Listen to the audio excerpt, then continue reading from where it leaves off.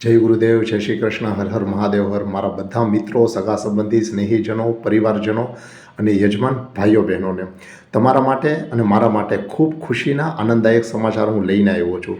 તમારામાંથી જેમ બધાને ખબર છે કે આઈટીમાં હું જોબ કરતો હતો. એ સમયે જોબ કરતાં બરાબર ભાગવત પુણેની અંદર મેં 2 વખત વાંચ્યું હતું. રામકથા એક યજમાનને ત્યાં મેં વાંચી, બરાબર 100-125 ગીતાજી પર સત્સંગ કર્યા.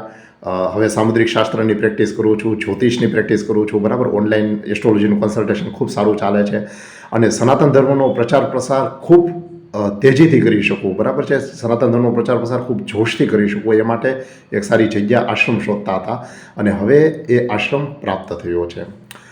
જૂનાગઢના જે એક નાગર શ્રેષ્ઠી પ્રોફેસર ફલેશભાઈ રામચંદ્ર વોરા, એમણે 12 થી 15 વર્ષ માટે એમની જગ્યા સનાતન ધર્મનો પ્રચાર પ્રસાર થાય, લોકોના કાર્ય સિદ્ધ થાય એ માટે થઈ અને આશ્રમ વાપરવા માટે આપ્યો છે. તો આ આશ્રમની અંદર હાટકેશ્વર એટલે શિવજી ભગવાન બિરાજમાન છે, વાઘેશ્વરી માતા બિરાજમાન છે, હનુમાનજી, ગણેશજી અને કાલ ભૈરવ પણ બિરાજમાન છે અને યજ્ઞકુંડ બિરાજમાન છે. આ આશ્રમની અંદર મેં ને મારા નાના ભાઈએ સૌથી પહેલાં રામ ભગવાનની પ્રાણ પ્રતિષ્ઠાની તિથિ હતી એ જ દિવસે યજ્ઞ કરેલો હતો.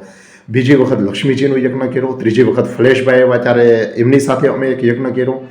હવે આપણા સનાતન ધર્મશાસ્ત્રમાં કીધું છે ને, ધર્મ, અર્થ, કામ અને મોક્ષ. તો આશ્રમની મુલાકાત તમે લેજો. તમારે મને મળવું પડશે, આશ્રમમાં આવવું પડશે. યજ્ઞની સાક્ષીએ તમારા દરેક કાર્ય સિદ્ધ થશે. એની ગેરંટી અને એની જવાબદારી હું પોતે લઉં છું, તમને આપું છું. આ હાટકેશ્વર આશ્રમ નામ છે, પણ સનાતન ધર્મનો પ્રચાર પ્રસાર થશે અહીંથી એટલે તમે સનાતન ધર્મ ધામ હાટકેશ્વર આશ્રમ કહી શકો. હૃદયથી હું આશ્રમને જે કહું છું, મારા જે ભાવ છે એ છે ઈચ્છિત મનોકામના સિદ્ધિ ક્ષેત્ર અથવા તો કાર્ય સિદ્ધિ ક્ષેત્ર. તમારી કોઈ પણ મનોકામના હોય, કોઈ પણ કાર્ય સિદ્ધ કરવું હોય, એ કાર્ય સિદ્ધ થશે. તમારી મનોકામના સિદ્ધ થશે, પણ એ કોની સાક્ષીએ? અગ્નિ દેવતાની સાક્ષીએ, બરાબર. એટલે તમે જરૂરથી આવો. તમને બધાને આમંત્રણ આપવા માટે આજે આ વિડીયો બનાવ્યો છે. તમે લોકો આવો જરૂરથી, તમારા કાર્યો લઈને આવો, મળવા માટે આવો.